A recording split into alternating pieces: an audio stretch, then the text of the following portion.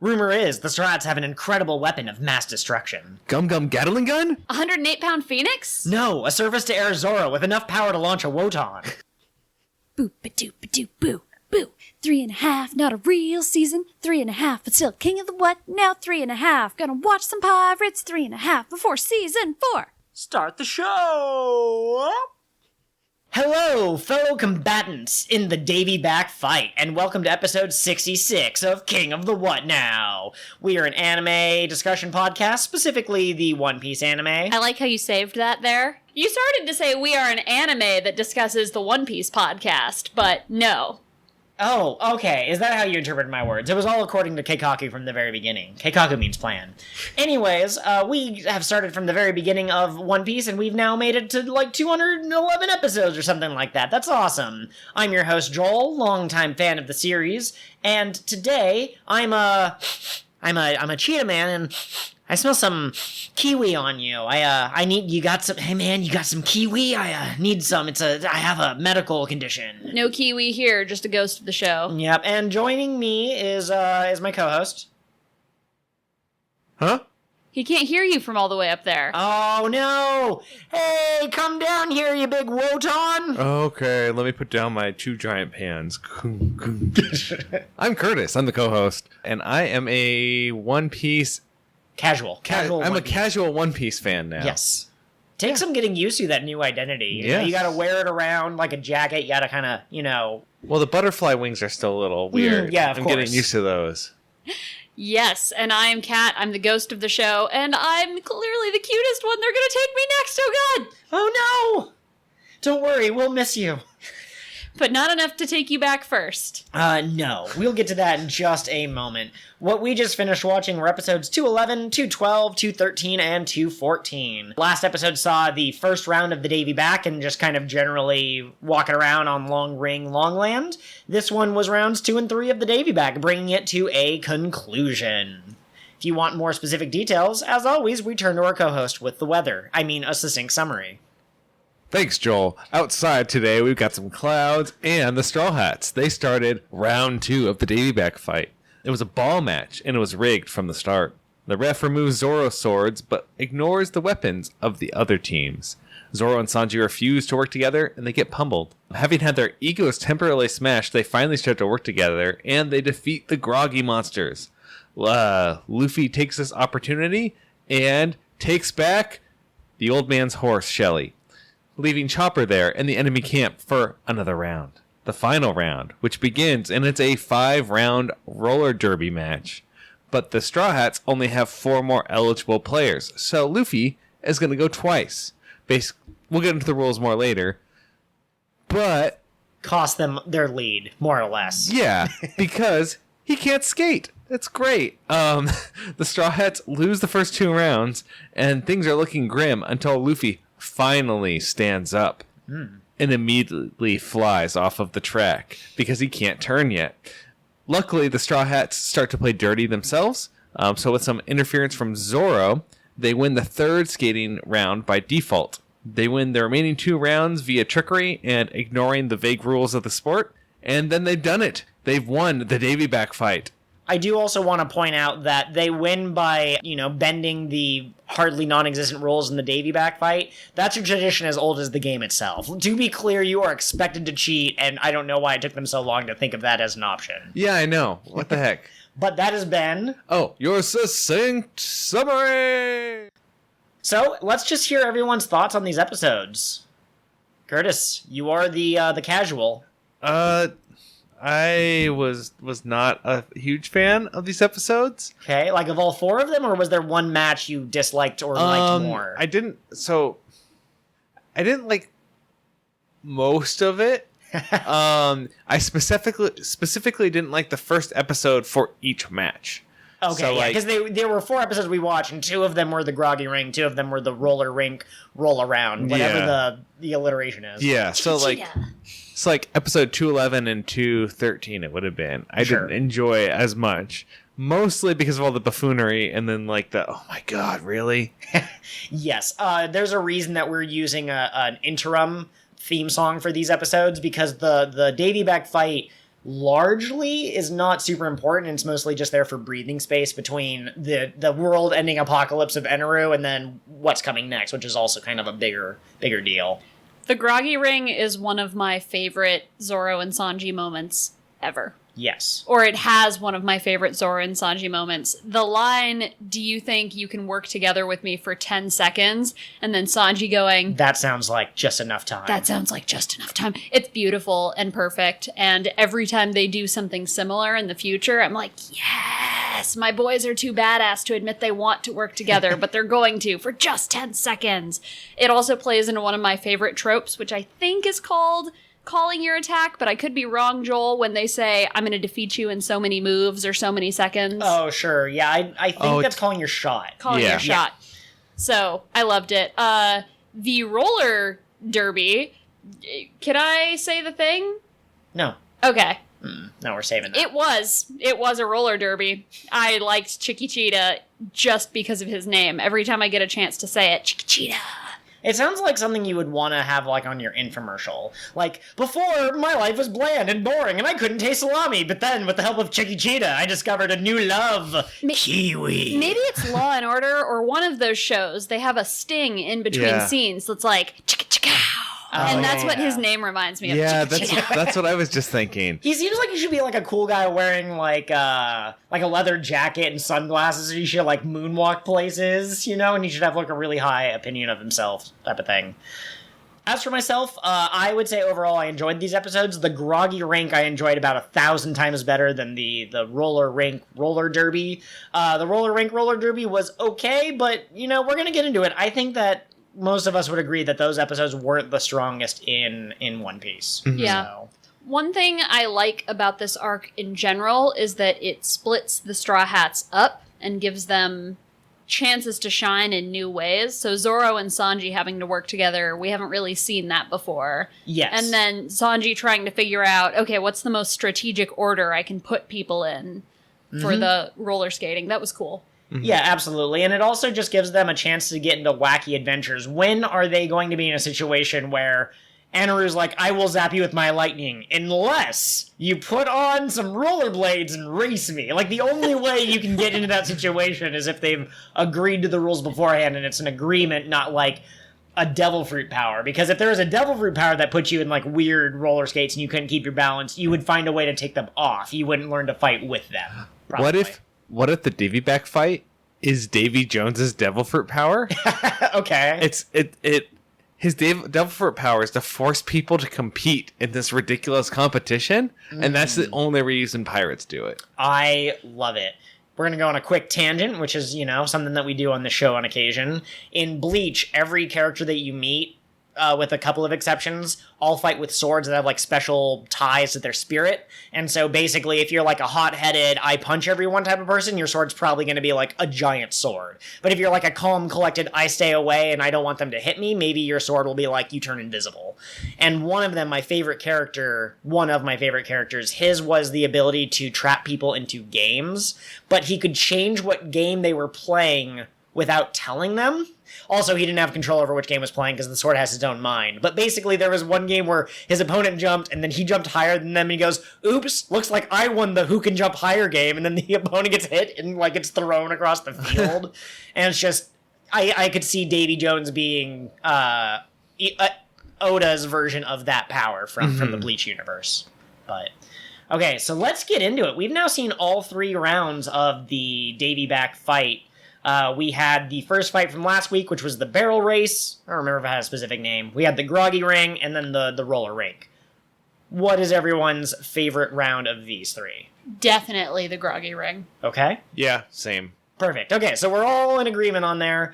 I like the fact that the barrel race had all of the crew members. I kind of wish, although that's not the nature of the Davy Back Fight, right, to have all of your crew together at once, but I wish that the final round had been all of the Straw Hats somehow doing one thing together.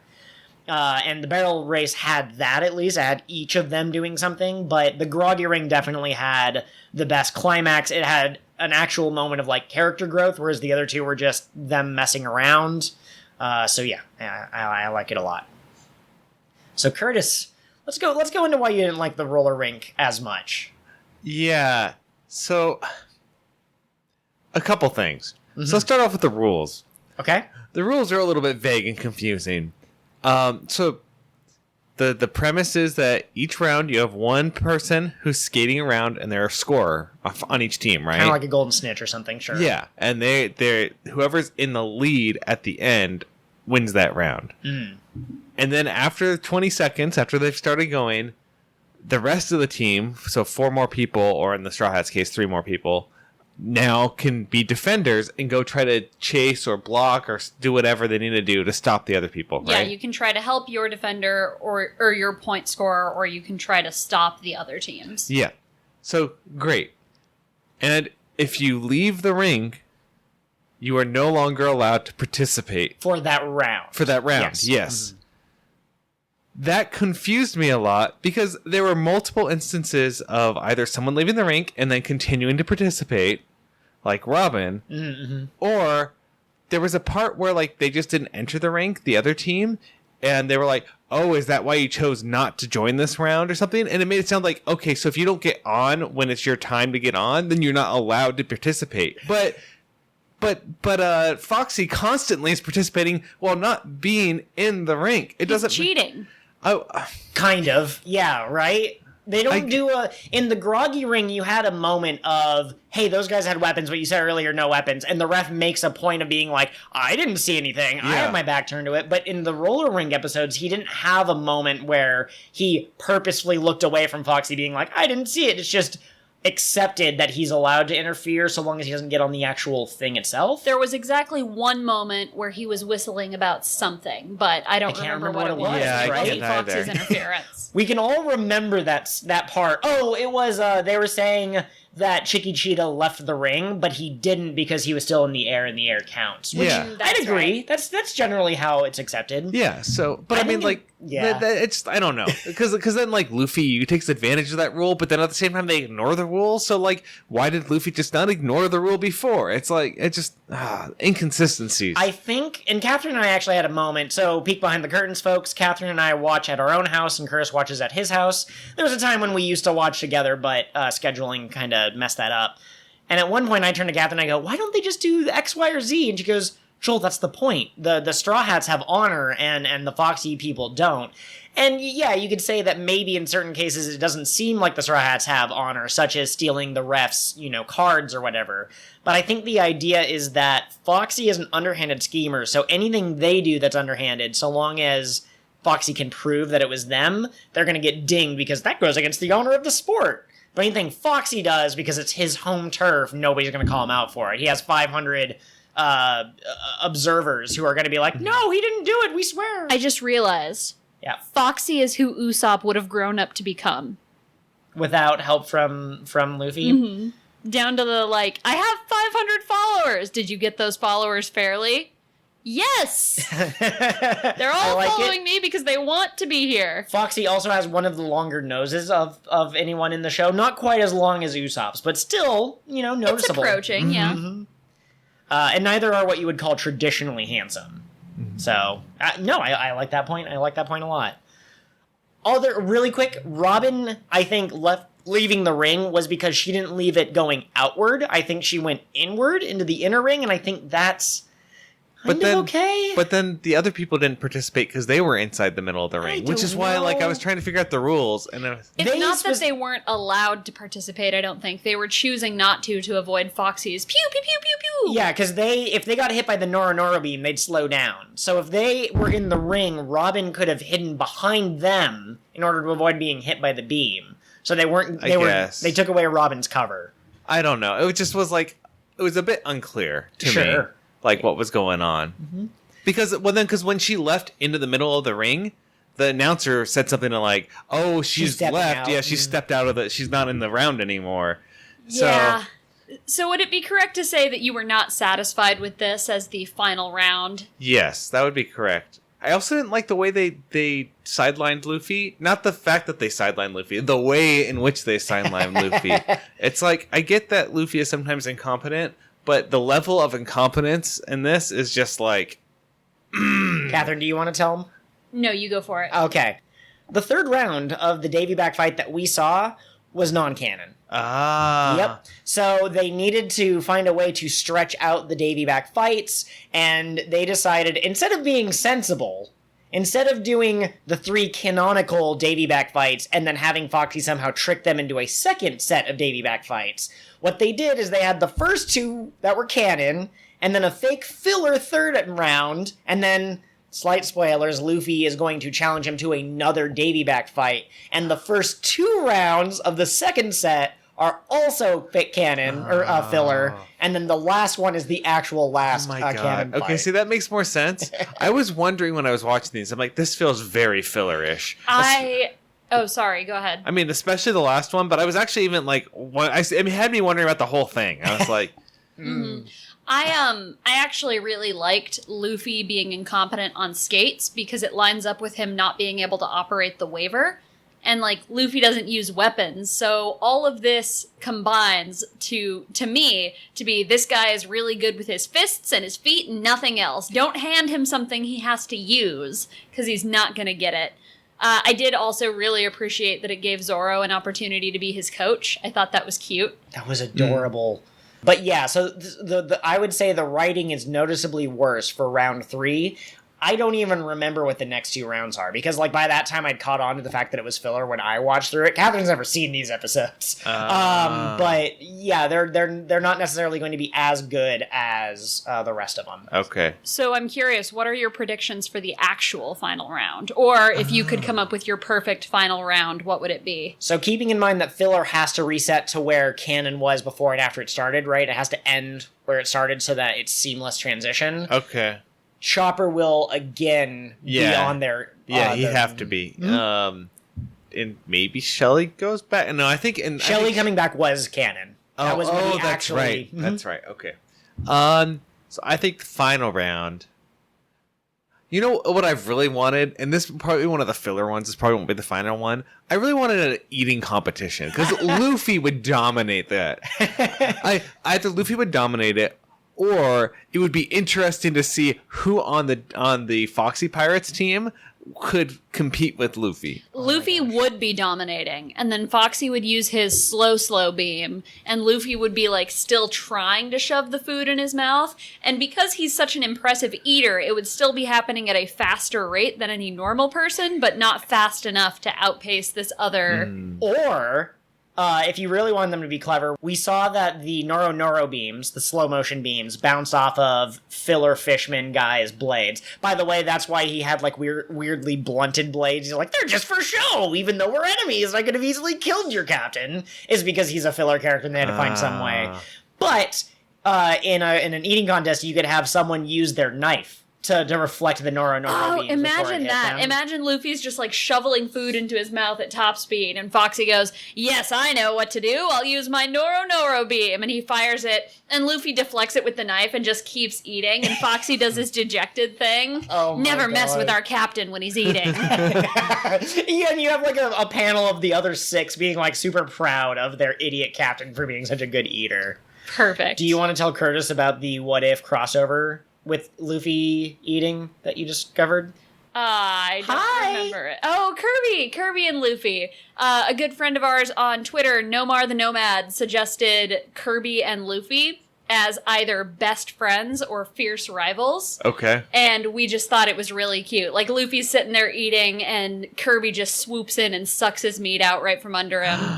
Which sounds really sexual when you say it like No, that. I didn't get No, but...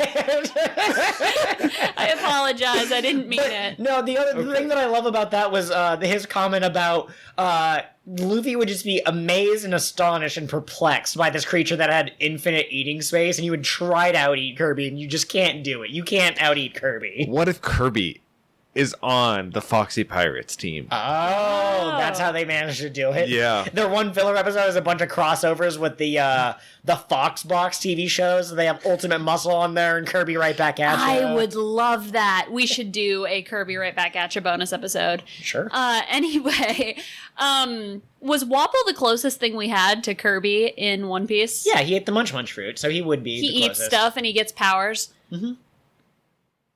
Okay, long pause. That was weird. Speaking of powers, how is the slow beam? Is it being overused, underused, overpowered, underpowered? Curious what your thoughts are. I feel like it's being appropriately used, though the fact that he didn't use it at all in the second round, I mean, it surprises me, but I appreciated it. It made I think it was nicer not to have that interference. I wouldn't say it was overused in the second round. They used it once? Yeah. Maybe twice? I think so. I think... And then Robin neutered him. Yeah. Do you want to describe that scene for our fans? Yeah, so Robin uses her extra hands and turns Foxy's hands around so they're facing towards him. I don't remember if he actually slows himself or not. He did. He hit himself with it. He was like, oh, no. But yeah, that was so good. Yeah. And then I remember the other people tried to stop Robin. And then Zoro threatened them with the sword. That was good. There was the badass look of Zoro and Sanji being like, "Don't you dare mess with Robin." But Zoro is the one with the actual sword that he had to stab down. Yeah. Do you think that there are any real ways to is there a specific tactic you would use to defeat Foxy?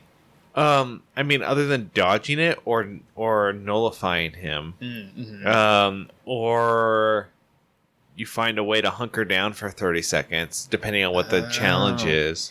If you had who was that? Don Krieg, who had that shield that went around in the blanket that had all the spikes on it. If you did something like that, Foxy would have to find something that would hit you from a distance and that sort of thing. Luffy has an attack where he can bounce things off of other things, right? How do you mean? In the Sky taco, Island. yeah. So he could use that. Was it Hanabi? Taco, Hanabi, octopus, fireworks. Thank you, yes. So he could use Taco Hanabi, and then when he slowed down, his things would still be bouncing in such a way that Foxy couldn't necessarily escape, or maybe Foxy wouldn't notice because he'd be busy gloating. And then when they sped up again, they'd hit him from all directions. That'd be good. What about you trick him into thinking you got hit?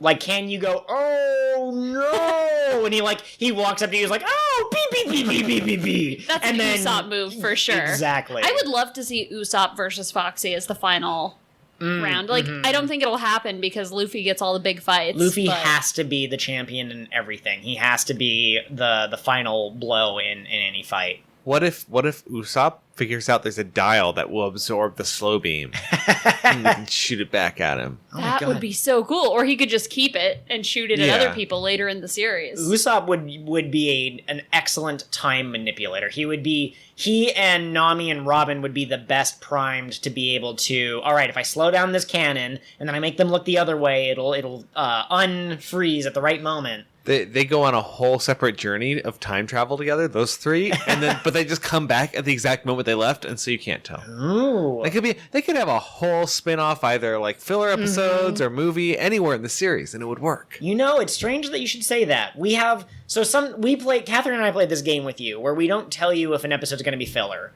Sometimes you can tell immediately, and sometimes you're a little like, maybe, I'm not sure. But there's going to be an episode this season of the podcast that is very much so. It starts off and it's an alternate timeline, and they don't try to fit into continuity or anything. They're just like, this is a story of the time that Luffy was a robot in the future, except that's not what they do with it, right? They frame it as either Chopper is telling stories or Usopp is telling the story to Chopper. It's cute. Yeah, I haven't seen it, but I like the stuff that I have seen. Back on the topic of time manipulation, though, if Foxy can create Noro beams, slow-moving light particles, anything that they hit moves slower, do you think that it's possible that someone out there could have a fast beam that they could use on their allies or anything? No, this is One Piece. We don't believe in fantastical powers or anything like that. Oh, okay. Yes. I think somebody has a devil fruit that makes turtles really fast, and then the turtles can eat people and carry them around at top speed like cars. Oh, now, you may be wondering to yourself, was that yes, it was a JoJo's reference. What? Oh, I thought you were referencing film Gold, where they had the turtles in the cars that went really fast. That too. You know what I really liked about this arc as opposed to other arcs? Well, actually, there are a couple of things. First of all, maybe this is a better discussion for the end of the arc, but I think this is the perfect arc to introduce One Piece to someone who has never seen it.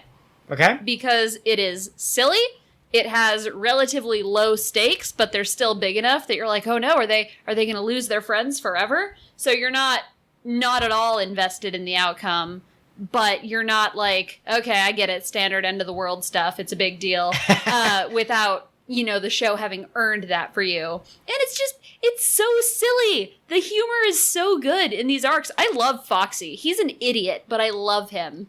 So this is maybe potential spoilers. I don't think so. But a lot of people believe that before Luffy can become Pirate King, he's going to have to face Shanks and defeat him to prove that he's a better pirate than Shanks. Because the king of pirates has to be the strongest. And if Shanks is a strong pirate, you got to make sure that you can, prove it.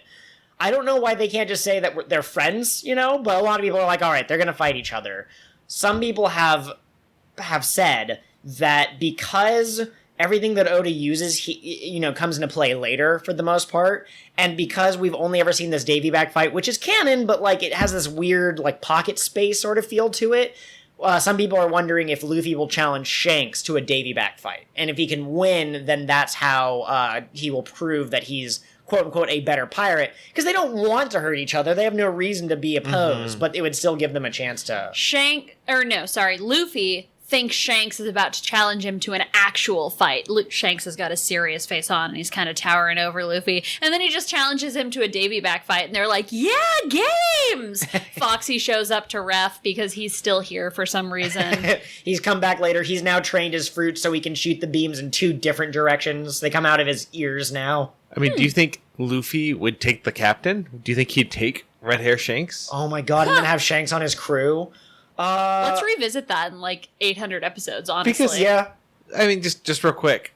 I mean, if you're going to be king of the pirates, that means eventually you're going to be, over him, so... Mm-hmm. Interesting. I like that a lot. The other thing, too, that lends a little bit of credence to will there be a Davy Back fight is that we know Usopp's dad is a member of Shanks' crew. So you could have a match that was one-on-one Usopp versus Yasopp, which would be pretty cool. The other thing I really like about this arc is, Luffy shows up. He meets this horse that seems kind of sad. He knocks an old man out of the sky, and the old man is like, I've been up there for 10 years all by myself. My horse is here! It waited for me this whole time! They're reunited for a second, and then Flippin' Foxy shoots the guy's horse, and you can just see Luffy is immediately furious. He's gonna murder this guy for daring to interrupt such a beautiful friendship.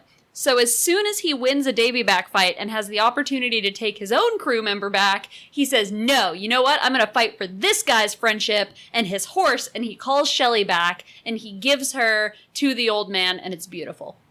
This is a very telling moment for Luffy in a lot of ways. He put the needs of this man and his horse above the needs of his own crew.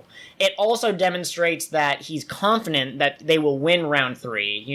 We first one we got off to a bad start, but we're going to win the next 2, don't you worry. And he also has that moment with Chopper, which Zoro already kind of had, where he's like, hey, just stop crying, quit your belly aching. But then Luffy also says, you're a man, right? And Chopper's like, yes! Mm-hmm. And so you get it's a wonderful moment on a lot of different levels, in addition to being very funny, having Chopper being like, he's gonna bring me back! Shelly! And Shelly is just a good girl. We forgot to really talk about her in the last episode, but this horse has been waiting 10 years. This horse. Thank you. This horse, who may or may not actually be a giraffe.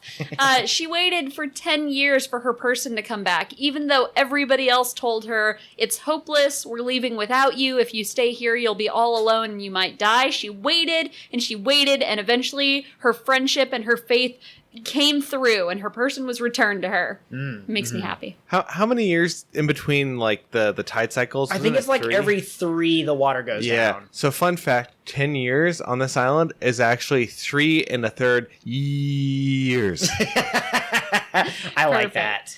Curtis, your thoughts on Shelly the horse and this guy Tonket, I think is his name. Oh, is that his name? I believe so. Oh, I thought he was old man. Much like how no one ever calls Gonfall, they just called him weird old Nightman. I think it's the same way. Yeah, this is the weird old guy with the cheese. Very, very old cheese. Why don't they have cheese? Why is it just cheese? It's not long. I mean, I see what you're saying. If they have long animals, wouldn't the milk in some way be... I don't know. Anyways. Maybe it was cheese and they ate too much of it. That would give you the poops. Oh, God. I'm sorry, this is a high-quality, family-friendly Imagine going to podcast school humor. on the Long Ring, Long Land Islands, and they're like, all right, you're going to have to write an essay, which is even longer. It has to be 10 pages. Oh, God. Oh, goodness. And That's called grad school. I hope your school day goes well. And those lessons that seem to drag on forever, they literally drag on forever in the in the school. Mm-hmm. Okay. Shelly's good. Okay. She gave me she reminded me of the The dog. dog Chi-Chi? from Chin-Chin? Choo-choo. Choo-choo. No, I was thinking I forgot about Choo Choo. No, I was thinking of the dog from Futurama. Which Oh, was based on yeah, the yeah. same story as Choo-Choo. Oh, okay. So they're all kind of the same. Yeah, it reminded me of that kind of archetype too. One thing you will notice the further we get into the series is that Oda likes to reuse ideas, but they always feel good, so I don't really fault him for it. Some people do. Yeah. All right, folks, my brain is officially kind of fizzling out, and I need to, hook it up to some machines, and I need to pump in some good stuff. And the best way to do that is with our world-famous ad segment.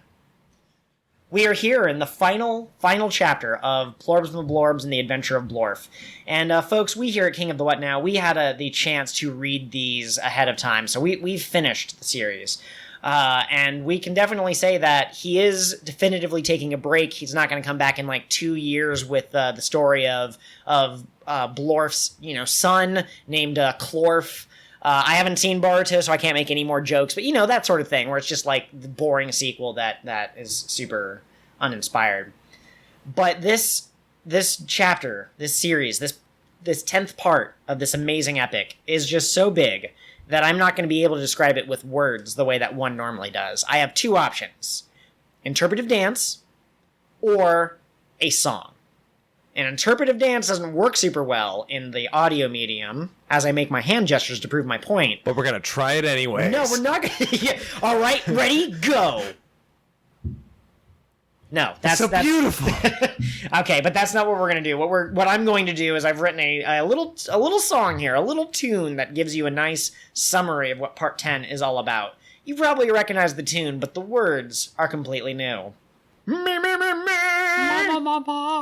That's what it was. Ma, ma. On the 10th part of Plorb's adventure, Plorbs gave to me 10 ancient curses, 9 angry gods, 8 deadly waifus, 7 hidden realms, 6 mystic garments, 5 talking taters, 4 mecha dinos, 3 astral kings, 2 prophecies, and a reality-bending gamoose. Bending a moose. Yeah, it's a gamoose, and it has reality-bending powers. Oh, I see. Is that anything like the gun moose he had in chapter 4? Was that clever foreshadowing? That is exactly what's going on here. It's half goose, half moose, as you know, and I know that we didn't call it a gamoose, but I forgot what it was called, and I meant to look it up, and I didn't. But it's the same thing, and this one has the power to alter reality. Man, those 5 talking tater tots. Tots are life. Hey, taters. They're not tots. They're potatoes. Oh. Yeah. I mean, one of them takes the form of a delicious plate of potatoes, or of tater tots, but the other 4 have different forms, naturally. So normally I ask Catherine to give us something to hype us up for this chapter, what part she found interesting. And Curtis usually gives us a little hint as to what the next chapter is going to be about, but there's no more parts after this. So instead, I want to go back to the 8 deadly waifus. And Catherine, can you please explain to me which of the waifus you found most compelling? Yes. Curtis, you're going to have to answer this question, so you better start coming up with an answer. Okay. As you know, Yes. I am a lover of bastards. Yeah. I just, Doffy, Crocodile, Bellamy. Bellamy, thank you. I couldn't remember my boy's name for a second because I'm tired. But Kyo. Kyo's a good boy. He's just a little tsundere. Kyo's from Fruits Basket, for those who don't know. I hate it when people make references and I don't get them. But what all that comes up to is that my favorite waifu from this final part of Blorf's was, of course, the tsundere. She's got it all. She's got the twin tails. She's got the fang. She's even got an eye patch. And she pushes Blorf away so hard that he ends up going all the way around the world and coming back to her. Yeah, in a metaphorical sense. Yes, and that is just exactly what I look for in my anime women. Okay. I love her. I would say that scene at the wedding, but I won't spoil whose wedding. I think I liked her outfit at that particular moment in time. Yes! Oh, she was so cute. And her hair is red, like bright red. Good. So All right. I'm going to tell you the waifu that I fear the most. You feared the most. Out of the 8 deadly ones. Was it my tsundere wife? No. Melissa? It was Lily, the little girl in the sundress, with the sword covered in blood. It was horrific. It was pretty ominous. Yeah, it really took me off guard because she was just kind of in the background. I thought there were only 7 of them, and they happened to be like also watching someone's kid, right? One of them was like, I don't know, maybe a working mother, and they had to take their No. The looks were deceiving. She was a 200-year-old being of pure deadly energy. And it was very clever of Plorbs and Blorbs to not give her any speaking lines, and you weren't even sure if she was a conscious creature, if she was like one of many, which it was this Legion situation. Was there going to be an army of little girls in white dresses with blood-covered swords? Exactly. Would you want to fight one full-sized waifu or 20 miniature waifus? I think the internet has a definitive answer for that one. I think that some would argue that more is better. For whatever. Personally, I thought it was interesting that we got 8 deadly waifus, but some of them were friend and some of them were foe. And so I particularly enjoyed the waifu that did not take corporeal form. I'm not really sure how you would write, like a spicy fanfic of that character, but I think she had an interesting arc, and I thought it was very clever the way that she could invert people's souls. That's a very useful power. And with that, let's get back to our regularly scheduled episodes. While we were gone, no time has passed through you, but through the magic of editing, we had a minute or two to where we took a break. I discovered that I was wrong. The second round was not, in fact, Luffy didn't get Shelly back in the manga. Lost the first round, Chopper went to the Foxy Pirates. Second round, he got Chopper back. And then the third round was something else that I'm not going to go into because it's still going to happen, right? It's still canon. But Shelly coming back was what they needed to kind of give them a little bit more spacing to have 6 rounds. But I'm assuming that in the manga, Shelly probably got back to the old man still, somehow. Yeah, I don't think that it counted as Foxy having taken her. Yeah. They just took the net off after Foxy had left or whatever. Yeah, well, so that's kind of why I was a little bit confused because, I feel like they rescued Shelly earlier. Yeah. And so I was like, oh, I guess they took her. I must have misremembered. Filler is bad, man. We are past the beautiful sunny lit days where we had the beautiful Jonathan and the G8 arc. From now on, filler it's going to be more of the Rainbow Mist variety, more of the crew doing stupid things that don't make sense for their character type of moments. And more episodes that are largely canon, but with certain parts inflated. Did you notice that these episodes had the longer recaps at the beginning of previously on One Piece? Yeah, I noticed. I skipped them. Lots of that. Mm-hmm. I mean, it makes watching the episodes a lot faster.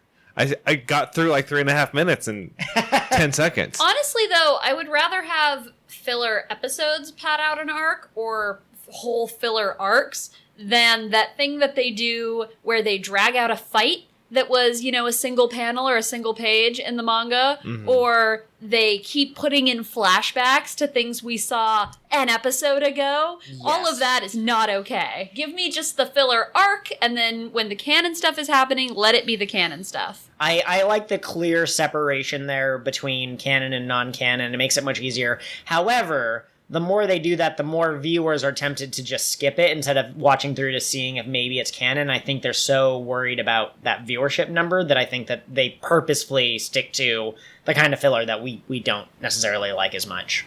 So they could just do what some shows do now, just take a year off. Yeah. Maybe spend a lot of money filming and then leave, like a Starbucks cup and a water bottle in there. Are you talking about anything in particular, no, nothing. Curtis? Okay. No, I don't know if it's from example. Something. I know, it's from Game of Thrones. I was making a joke. My bad. The problem with that, I think we've discussed this. I can't remember. But the problem is that One Piece started as a year-round show. It wasn't seasonal. In fact, I've been led to believe, I didn't watch a lot of anime when I was younger except through Toonami, right, which didn't really have... Anyways, my point is, because it didn't start as a seasonal show, it cannot shift easily into being a seasonal show, and they're unwilling to do it, which has caused a lot of the current problems in episode, 800 plus, where it's supposed to be every 2 to 3 chapters of the manga can make about a decent length episode without much filler, but now they're literally doing 1 for 1. In some places they're doing half of a chapter for episodes, and people are not happy with that. People are quite upset. Well, and especially since, no spoilers, but we get into some longer arcs later that are already too long in the manga, so to drag them out like that in the anime is just exhausting. Yep, absolutely.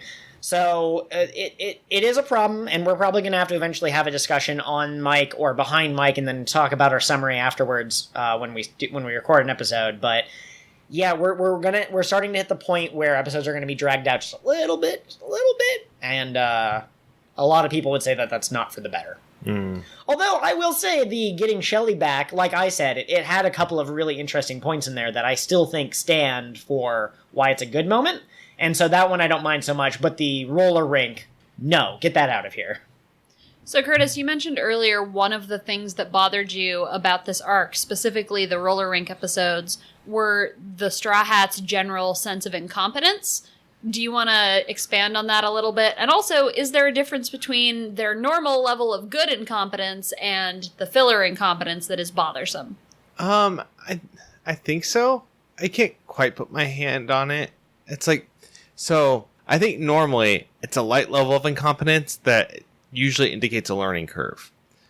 And I feel like they were just very heavy-handed with it in these 4 episodes, both in the fight between Sanji and Zoro in the beginning of their... It was like, it'd be okay if they had a slight disagreement at the beginning, but both of those guys are smart enough to know, like, okay, we should probably focus on the task at hand. We lost a crew member. That's pretty serious, guys. Yeah, like, it was funny for about 5 seconds, and then when it lasted the entire episode, like, I was, like, pulling my hair out. I was like, this is stupid. What is going on? I was kind of hoping it would be similar to Whiskey Peak, where they're fighting each other, but they're taking out the other people in the midst of it. But it wasn't. It was just they were getting distracted from what they should have been doing. Yeah, and then, like, the Luffy thing, I feel like... And I feel like Luffy... It's somewhat on point for him to commit to doing something because he thinks it would be easy and then finding out that it's not. At the same time, I feel like he would be like, oh, my crew member's on the line. Like, maybe let Sanji take over more, or like Sanji might have stepped in, or I don't know. I think, so to go back to your point, Captain, that you made earlier, Luffy isn't very good with tools, but I think the problem is that to a lot of people, rollerblading feels like an athletic ability, like it's core balance, it's this and that.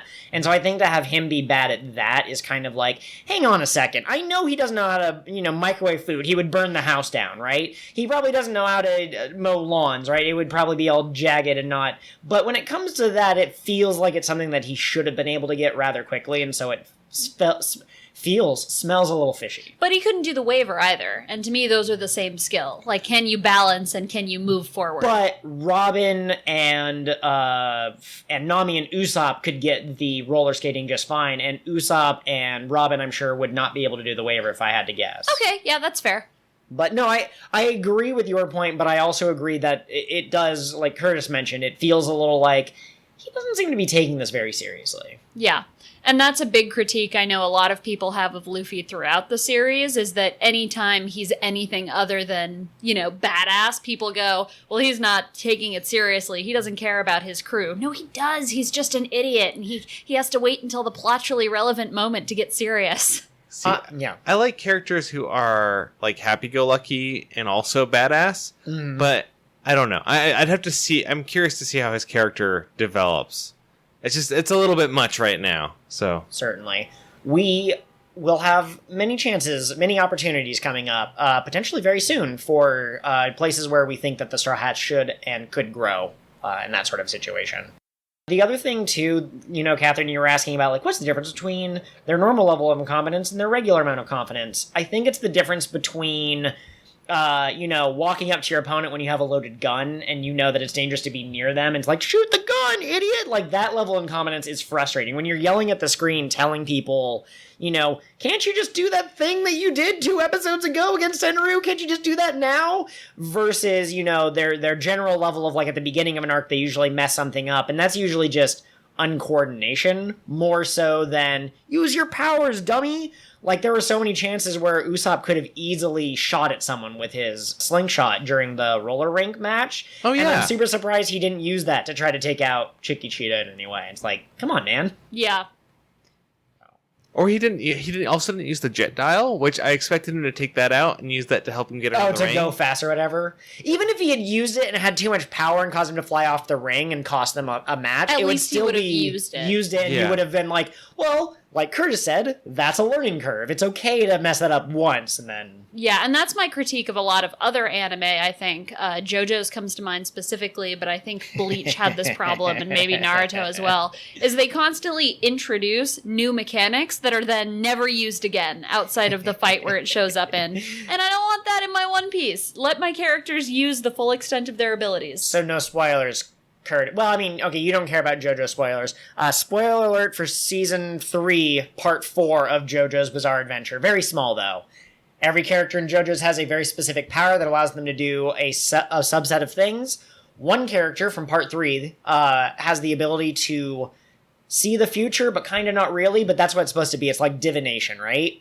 In Part 4, they are looking for someone whose identity they don't know, and they never once try to use his powers, even though that's exactly what his power is the ability to divine information you don't already have. And they even could have had a throwaway line about, like, well, he's old, so his powers don't really work anymore. But, it was mad. It made me mad. So I think that's a general thing that you want to avoid. You need to make sure that you're not in a situation where you go, well, wait, what if they just did that again? Because that would work out so well. And I think that, for the most part, One Piece does that pretty well. In situations where they don't do it very well, might be filler. That might be a good indication. Mm-hmm. So... let's talk about a small little detail that's not really that important, but I do want to highlight it. Big Pan, his name is Big Pan, right? It's not just... Yeah. Okay. Big Pan of the Groggy Ring monsters is half giant and half fishman, and Robin specifically calls him a Wotan. Wotan! Yes, exactly. That's a big ton there. So... spoiler alert, you're not actually going to see that many Wotan throughout the rest of the series. He actually might be the only canon Wotan in the entire series, but I find it interesting that they have a name for Fishman Giant. They have a name for this half-breed that showed up. So that's just exciting. Yeah, no, it's a fun... Are all... well, I guess if he's the only one, you don't know this. Are all Wotan slippery like him? Or is that because of the specific type of fishman? I think that's because of the specific fishman. Because he's a loach. Yeah, it's kind of like how Hachi from Arlong Park could shoot ink, and other fishmen really couldn't. And that's just one of his fish-like abilities. I do like that since we were introduced to fishmen in the Arlong Park arc, they consistently show up in other arcs. They show up occasionally in the background, but not that often.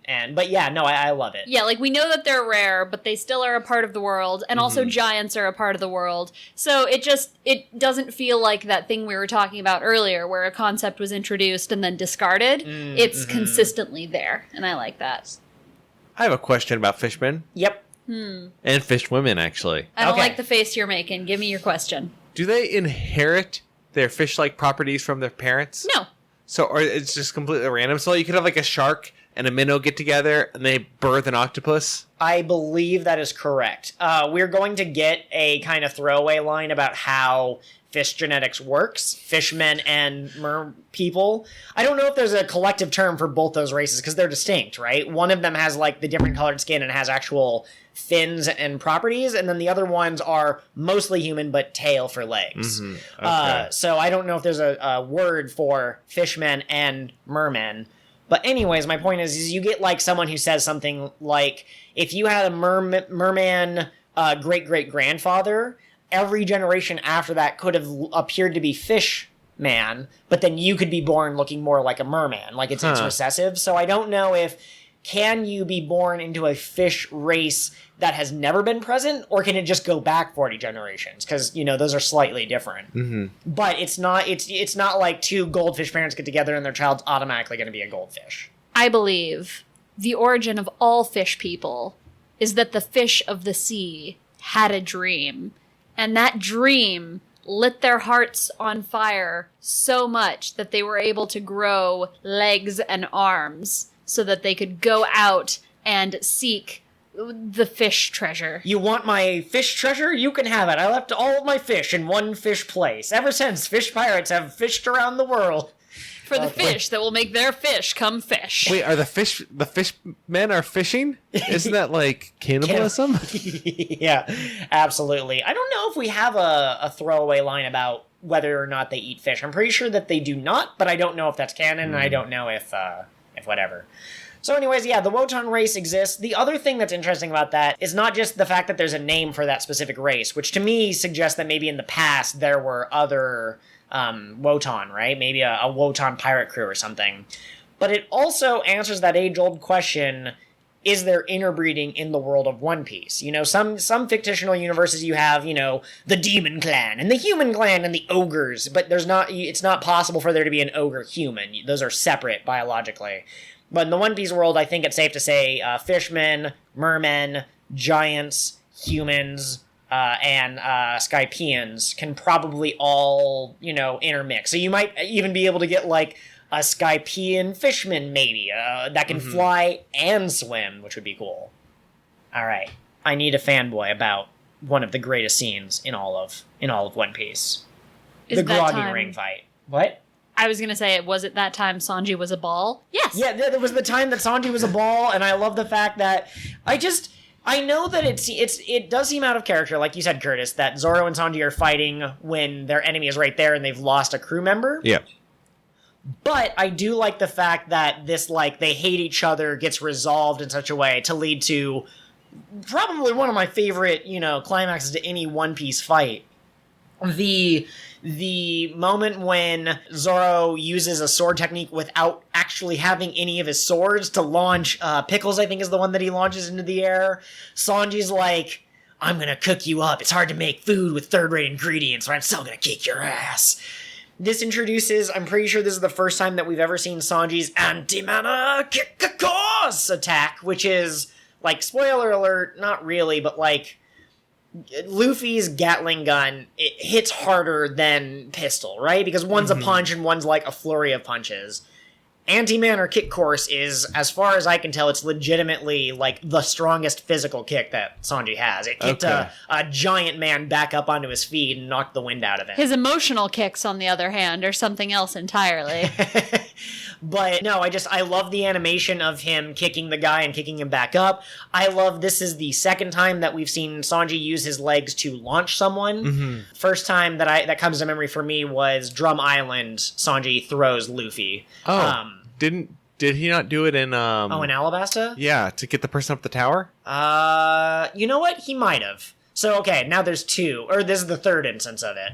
But he launches Zoro up into the air, and they launch Big Pan off of his feet. The music that's playing, like, right when Zoro's running up to Sanji, like, everything about this is gold. This is, if I had to pick, like, the 5 scenes that are why I say Sanji's my favorite character, Sanji's amazing. That was cool. That was cool. Zoro using his flying blade attack without having swords was Yes. cool. Like, what?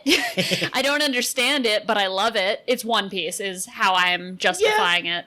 So my question is could he have used Dragon Twister, Tatsumaki, on an opponent who wasn't spinning? Like, did he somehow use Pickle's, like, momentum to, like, add to the lift in some way, maybe? I think you did. Okay.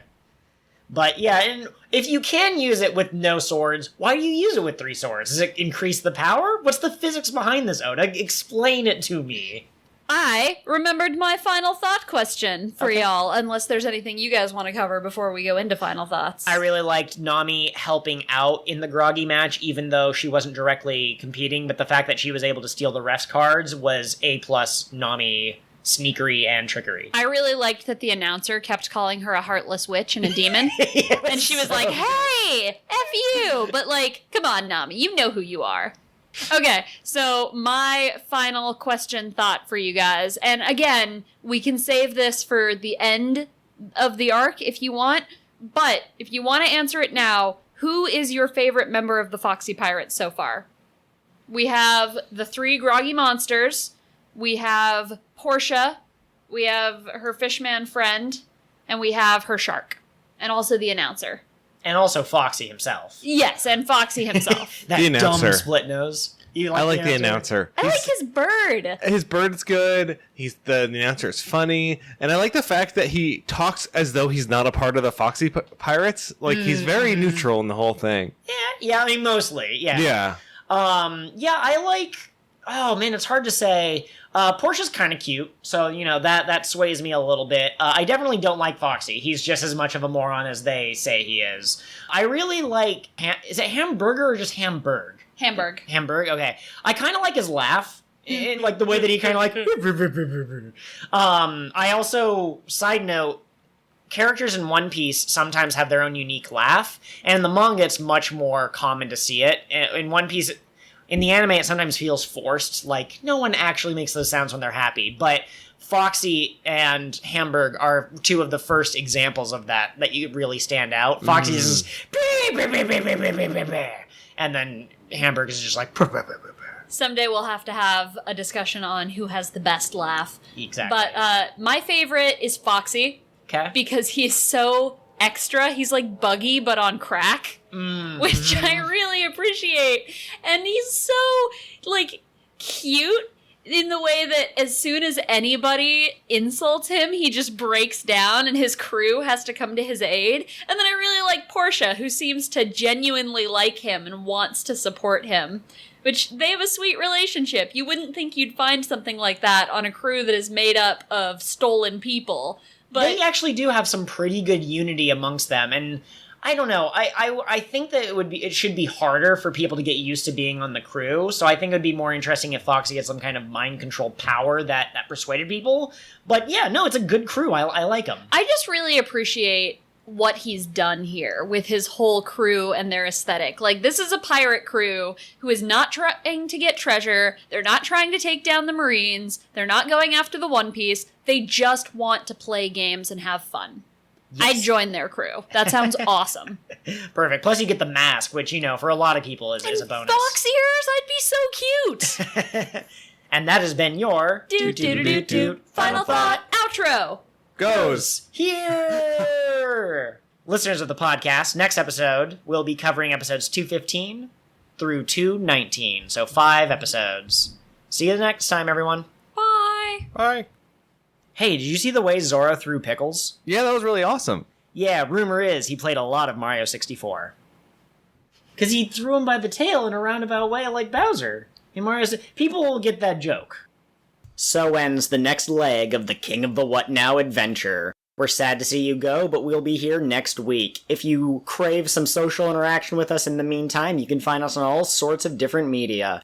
We have Gmail, Patreon, and Tumblr. All of those are King of the What Pod. King of the What Pod at gmail.com, patreon.com/King of the What Pod, kingofthewhatpod.tumblr.com. Our Twitter handlers are a little bit different. You can reach me at KOTWN_pod. And you can contact me, Curtis, at Pirate Co-host. Also, please take a moment to rate and review our podcast on whatever platform you're using to listen. Not only will this help others find the podcast, but your constructive feedback will help us improve the show as we go. Thanks so much for giving us a listen. Until next time, follow your dreams and protect your treasure. Remember, it doesn't need to be literal treasure.